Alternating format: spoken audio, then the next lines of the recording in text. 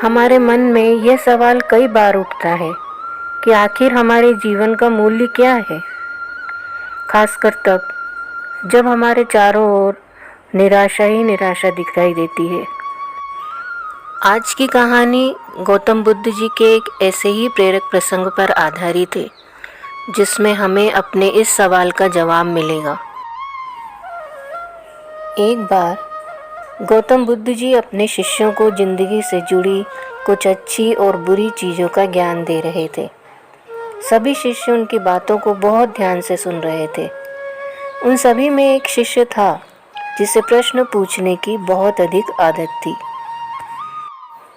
वह उठकर बुद्ध जी के पास आया और उसने बोला, आप हमें ज़िंदगी के बारे में जो कुछ भी सीख दे रहे हैं उस सब का क्या फ़ायदा, क्योंकि हम में से तो बहुत से शिष्य ये भी नहीं जानते हैं कि हमारे जीवन का मूल्य क्या है और ये जीवन हमारे लिए कितना कीमती है।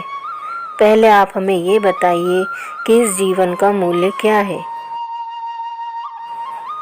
शिष्य की बात सुनकर गौतम बुद्ध जी अपने कक्ष में गए और एक चमकता हुआ पत्थर का टुकड़ा लेकर आए। वो टुकड़ा उन्होंने अपने शिष्य को दिया और बोले, मैं तुम्हें इस जीवन का मूल्य तब बताऊंगा जब तुम इस पत्थर का सही मूल्य पता करके आओगे। साथ ही ये भी ध्यान रखना कि तुम्हें ये पत्थर का टुकड़ा किसी को बेचना नहीं है। गुरु की आज्ञा पाकर शिष्य बाजार की ओर चला गया। बाजार में सबसे पहले उसकी नज़र एक फल बेचने वाले पर पड़ी। उसने वो पत्थर फल वाले को दिखाया और बोला, इस पत्थर के बदले में आप मुझे कितने फल दे सकते हैं। फल वाला बोला, ये पत्थर कुछ खास तो नहीं है, लेकिन फिर भी मैं तुम्हें 10 फल दे सकता हूँ। वो शिष्य उस पत्थर को लेकर आगे चला गया। फिर उसे एक सब्जी वाला मिला। शिष्य ने उस सब्जी वाले से उस पत्थर की कीमत पूछी। सब्जी वाले ने उस पत्थर को ध्यान से देखा और बोला, इस पत्थर की कीमत के बदले में तुम्हें ज़्यादा से ज़्यादा 1 बोरी भर के सब्जी दे दूंगा। फिर शिष्य उस पत्थर के टुकड़े को लेकर एक सोने के व्यापारी के पास गया। सुनार ने उस पत्थर के टुकड़े की चमक देखते ही उसकी कीमत 100 सोने के सिक्के लगाई। यह बात सुनकर शिष्य ने उस टुकड़े को बेचने से मना कर दिया, तो सुनार ने उसके बदले उसे 200 सोने के सिक्के देने की बात कही। लेकिन उस शिष्य ने उस पत्थर को नहीं बेचा। इसके बाद वह शिष्य एक हीरे के व्यापारी के पास पहुंचा। उसके सामने उसने उस पत्थर के टुकड़े को रख दिया।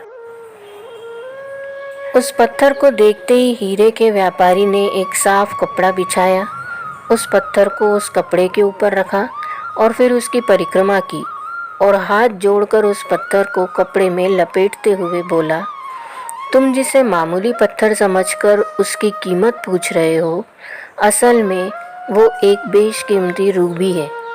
ऐसी रूबी हर किसी को कहीं नहीं मिलती है। मैं अगर अपना सब कुछ भी बेच दूं तो भी इसकी कीमत नहीं चुका पाऊंगा। उस व्यापारी की बातें सुनकर शिष्य हैरान रह गया। वो दौड़ा दौड़ा वापस सीधा बुद्ध जी के पास आया और उन्हें उसने सब कुछ बताया जो उसके साथ बाजार में हुआ। उसकी बातें सुनकर गौतम बुद्ध जी बोले, तुम्हारे सवाल का जवाब इस रूबी की कीमत में ही छिपा है। हमारा जीवन भी एक रूबी है। रूबी की तरह ये भी बेशकीमती है, लेकिन हम इस बात को हमेशा नज़रअंदाज करते हैं और अपने जीवन का मूल्य नहीं समझते। हम दूसरों को देखकर और उनके जैसा जीवन जीने की कोशिश में अपने जीवन की कीमत को कम कर देते हैं। हम ये सोचते हैं कि हमारी ज़िंदगी की कीमत वही है जो दूसरे हमें बताते हैं, लेकिन ये बात हमेशा ध्यान रखना कि सामने वाला अपनी हैसियत, बुद्धि और अपनी समझ के हिसाब से ही तुम्हारी कीमत लगाता है।